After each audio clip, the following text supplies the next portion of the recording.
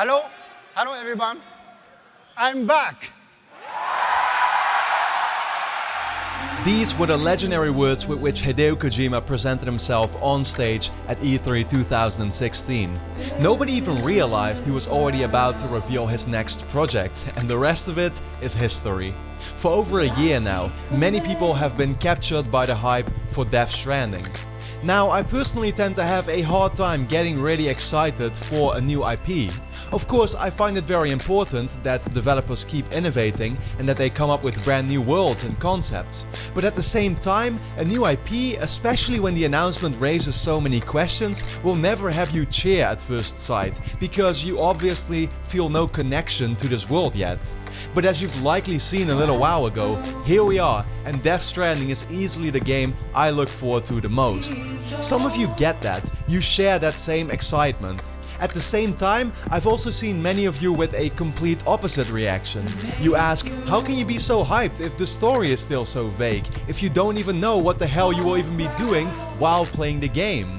These are questions that I hear, which I think are completely understandable, but only to a certain degree do I agree with them being asked. Contrary to what some people may believe, more has been revealed about Death Stranding than you may actually think. So what I wanted to do in this video is highlight the reasons why I feel so passionate about this game, but also what I figured out about the story so far. The outcome may very well surprise you. So is Death Stranding actually worth being hyped for? Well, you obviously know I would answer that question with a resounding yes. But now I'll tell you what you really want to know. I'll tell you why.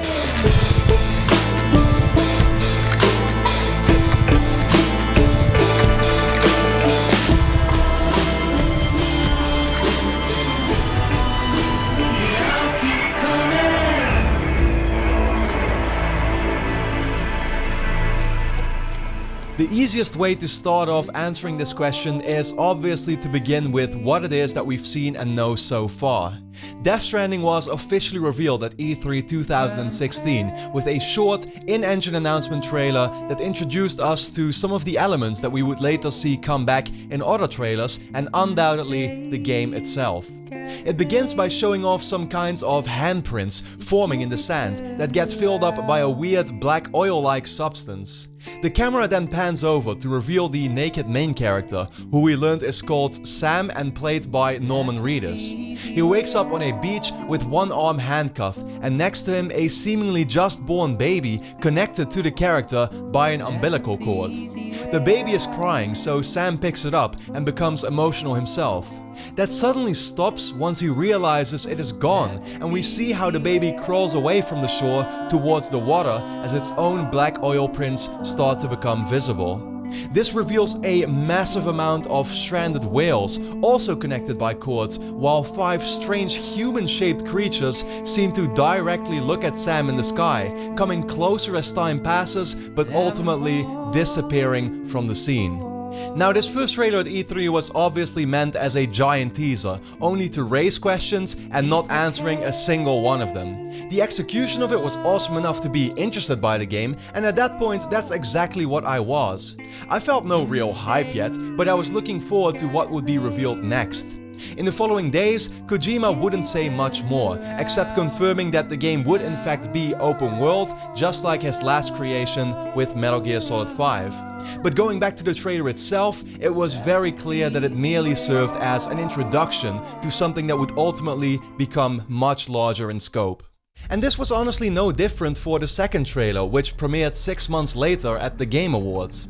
In this video, we see a frightened character played by Guillermo del Toro carrying an incubator with a living baby inside of it. On top of the bridge that he's hiding under, a military tank and army pass by, while planes with strings attached fly over. However, upon closer look, we see that these soldiers in this army are actually living skeletons, carrying what seems to be World War II era weaponry, M1 rifles. Black oil substance starts dripping off the bridge and fills up the ground, while a strange baby doll touches Guillermo's legs and is pulled further into the tunnel by some strings. And as the camera follows the doll, we slowly see 4 other soldiers appear, with their leader, who they're attached to, standing in the middle, a few seconds later revealed to be the antagonist of the game, played by Mikkelsen. At this moment, Mads points them in their direction and cuts his cords off. And while he looks into the camera with a fantastic but haunting smile, the trailer cuts to black and no doubt had Kojima in tears with the fact he once again managed to leave you completely clueless with what the hell you just watched. Now again, this trailer was meant to show some additional characters, including the antagonist, his army and part of the world that you'll find yourself in. For me, however, this was the moment where I actually felt genuinely excited. The eerie vibe created by the dark setting, combined with the awesome mysterious music that plays in the background from the original score this time around, had me feel intrigued like few other games have ever done to me before. Mads immediately jumped out as an awesome looking villain and all that, while we've yet to even hear him say a word. And once again, sure, neither one of these trailers could actually be described as very revealing, but that's never what they were intended to be. They existed to introduce you to a world, to a game you would be hearing about for a much longer time to come. It would take a whole nother year before we would see something from Death Stranding again, but there was plenty to speculate about in the meantime.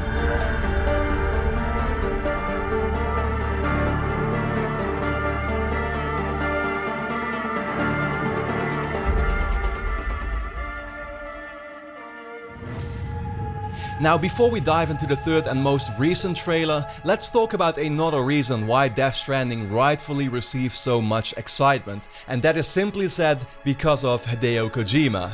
Now, I understand that sometimes Kojima may be given what seems like almost a godlike treatment, which I see some people get annoyed by at times, and obviously that is a bit too much, but let that not take away from the actual reason why he deserves to receive a lot of praise. Here's something you may already know about me. I have a hard time going back to very old games. Playing PS1 classics that I missed out on, I usually can't do it. There is literally one exception to this rule, and you may already guess it, but it is Metal Gear Solid. Back in 2014, I was asked about some games that I was unfamiliar with and therefore didn't care for, and the Metal Gear series quickly came to my mind. I'd simply never played the games. I was confused with who the hell all these different snakes were supposed to be, and it caused many of you to tell me that I really needed to take a look into it. Before I knew it, I found myself doing something I had never done before. I spent hours every day playing games on my PS Vita in my own room.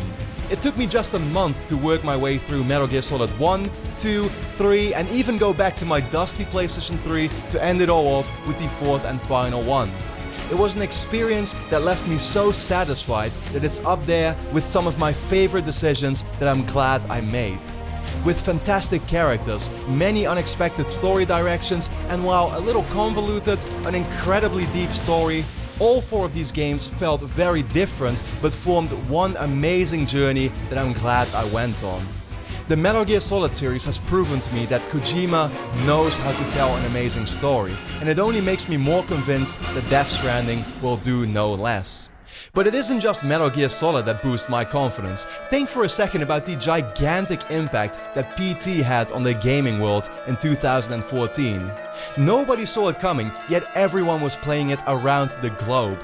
With a simple concept, fantastic atmosphere and some truly terrifying moments, PT has been called one of the best horror experiences out there, and for good reason. Now, it may be easy to forget who actually made it, but it was no other studio than Kojima Productions themselves, meant merely as a teaser for what would have been their take on Silent Hill. Now, sadly, we all know the outcome, with the game getting cancelled by Konami, but it again shows the potential of Kojima and his team, and it's another reason to believe that these people will deliver.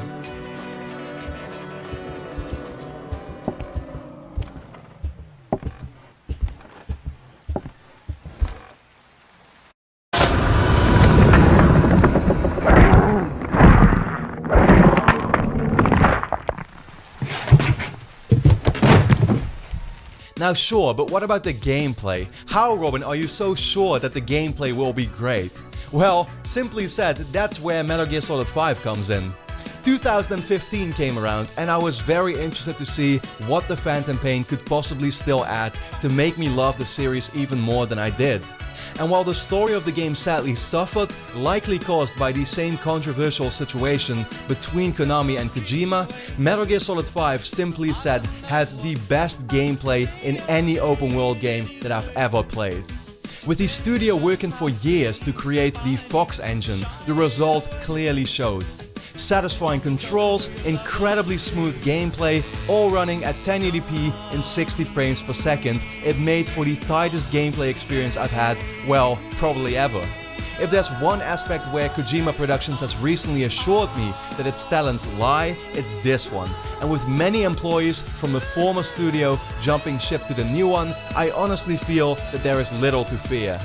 Now, don't get me wrong, I'm not saying that my thoughts can change once we actually see the game in action, because you gotta understand, I'm usually the first person to be skeptical when the gameplay that is shown doesn't actually look all that great. For example, I was telling people for years that a game like No Man's Sky really wasn't showing anything whatsoever to deserve the kind of anticipation that it did, but I had videos mass disliked by rabid fans who told me to shut the hell up and be glad that the developer was leaving many so-called surprises for us in store.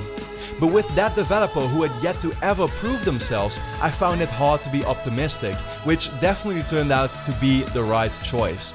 That same situation is fortunately just not the case here. In this case, we have yet to, but we will see what the game will truly offer, and my thoughts could always change when we do. But shortly said, I believe that if a game comes from a studio with an amazing track record and that studio has yet to fail you, it's in my eyes completely justified to be excited. Last but not least, what makes me so confident in this game is something that especially the most recent trailer made abundantly clear, and that is how Kojima has so clearly had this game all worked out in his mind for years already. I think it was ever since Metal Gear Solid 2 that Kojima started saying this is gonna be my last Metal Gear, only to constantly be forced by Konami to make another one. The guy's been brewing ideas in the meantime, and it's so cool to finally see him get the opportunity to make something he's been truly wanting to create. And you gotta understand, story-driven games are hard to make. Usually it's a very evolutionary process, where the plot can change drastically midway through development because of new ideas or unexpected setbacks. For example, look at how a studio like Naughty Dog likes to announce games. Their reveal trailers are usually very basic. They only give you small hints at where the story will go, frankly because the studio is simply unsure of that themselves yet. The reveal of The Last of Us showed practically nothing but Ellie looting a body and Joel killing one of the infected. There really wasn't much more to it. Uncharted 4 had Drake waking up in the jungle, replaying a phone call that he previously had with Sully, which both ended up not even making it into the game. And most recently with The Last of Us Part 2, the trailer hinted at Ellie going after the Fireflies, but really that's all you got. Death Stranding is the complete opposite case. You have to understand, this announcement came incredibly early. It was in December of 2015 that Kojima was finally let go from Konami and formed his new studio in collaboration with Sony. This is exactly why nobody could believe that at E3, merely 6 months after, at a point where the studio was still struggling to choose between two engines, Kojima was already showing off a first trailer. And guess what? Norman's character, the baby, the handcuffs, the black hand-shaped oil prints, the wheels, the 5 figures, you can go on and on, all of it is still completely in line with what we've seen of the game recently. With all the drama going on between Konami and Kojima, something which made Metal Gear Solid 5 suffer so much, I honestly believe that Kojima has been planning out this game for a while already. Never have I seen such a smooth transition in leaving a company, starting a new one, announcing your game and showing off so much of it. Sony recently said that they can't believe at what pace Death Stranding's development is moving, and there is only one reason for that. Secretly, this game has been in the making for so much longer already. But then going back to the game, what is the story of Death Stranding truly about? Many people are under the impression that after 3 trailers, we still barely know anything, that the story is still so vague that it's impossible to understand what the hell is going on. But actually, that's not entirely true. In fact, the 3rd and most recent trailer gave us so many more pieces of the puzzle that fans are slowly starting to figure out already how everything we've seen is actually connected. Now, it's quite a long trailer with many events that occur. I'm not gonna do a full analysis in this video, and to be fair, you can find a dozen of those on YouTube already, but I'm gonna try going over some of the most interesting things in a logical order and try to connect it all to the other trailers we've seen to form a basic concept of the game. So we know Death Stranding takes place somewhere around our time. Sam mentions 3 explosions that happened and formed the world as we know it, likely referring to the Big Bang and some other events that many people believe actually happened. Death Stranding is a story about the 4th and next massive explosion that changed the world, and that's apparently an explosion that will be our last. It sounds very much like an end of the world doomsday type of story, and to be honest, that's probably what it actually is. It can be assumed that at the point all the trailers take place, this explosion already happened and created the setting for the game that we've seen. Now, we know that Sam is the protagonist, and in the most recent trailer, he's wearing a suit showing the word porter in big letters.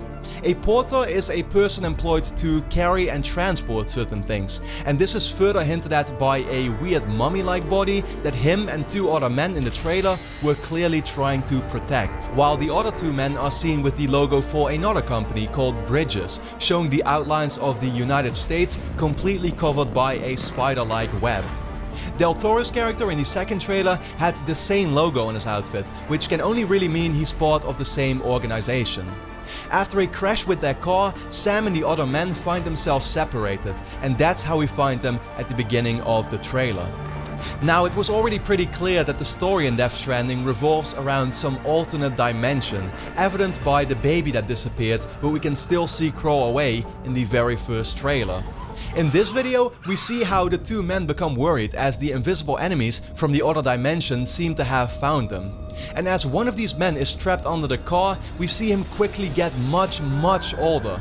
This is caused by the rain, something that will actually affect gameplay and which Kojima calls timefall, but no more details are known about this yet. Now, the next part is really interesting. First of all, we see how all characters are equipped with some type of metallic arm that clearly seems to be detecting the enemies. Only one of them works at a single time, however, which is caused because the baby in the incubator either powers or controls this arm.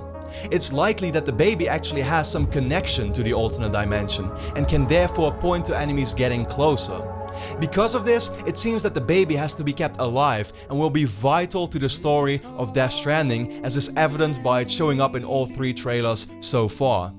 As one of the men screams Sam's name, he quickly replies saying, "Shut up, don't even breathe." That line indicates that the enemies can spot signs of life, or rather, sounds that they make. This is confirmed once we see one of the men scream and almost immediately get captured, after which his body spares him by shooting him in the head. Now, if we actually go back to the previous trailers, think about how the baby disappeared out of Sam's arms, after we see similar black handprints move up towards them. Was the baby detected and taken to the other dimension for crying out loud? Will this aspect somehow tie into the gameplay of the game? I'd say that's all very likely. I've always believed that Death Stranding's gameplay wouldn't be too far off from a stealth game like Metal Gear Solid 5, as the studio spent years trying to perfect this type of gameplay in an open world. But how would invisible enemies be detected? Well, that's where the arm comes into play. In the trailer, we see it have various modes. It can indicate when an enemy gets closer or further away, and it can even detect when an enemy is about to engage by forming a huge crosshair sign. It seems very possible that we would have to sneak our way through certain zones, counting on the machine to guide us through by going in opposite directions of where it's pointing. Kojima has mentioned that the gameplay in Death Stranding is inspired by the first 2 tools created by mankind, being the stick and the rope. While most games usually only rely on the stick, referring to a tool of self-defense and to defeat opponents, most of the time being just a gun, Kojima wants to not only do this, but also use the rope and introduce a different way of playing the game. Could this be the type of gameplay which represents that? Only time will tell.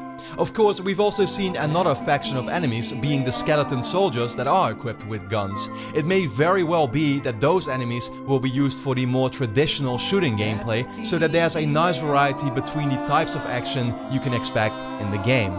Next, we see another character appear that apparently only Sam can see. For which reason only he can is still unknown, but there are many ways in which Sam seems to be special over the other men in the trailer. While his face is hidden, my guess would be that this is Matt's character, as he makes the same gestures that Matt did in the previous trailer. Interestingly enough, one of these gestures is a hush sign, literally signaling that you should be quiet. Remember how I just mentioned that sound could play a huge role in Death Stranding? It's almost like Matt is trying to make the player aware of it in his own evil way. A strange thing that keeps coming back is how the technology Matt uses is always more advanced than the others. In this trailer we clearly see that his metallic arm looks a lot more modern or even futuristic, while in the previous trailer the soldiers were all seen with World War II outfits and weaponry, whereas Matt possessed more modern equipment. Again, why exactly this is, I have no idea yet, but it's an interesting element for sure.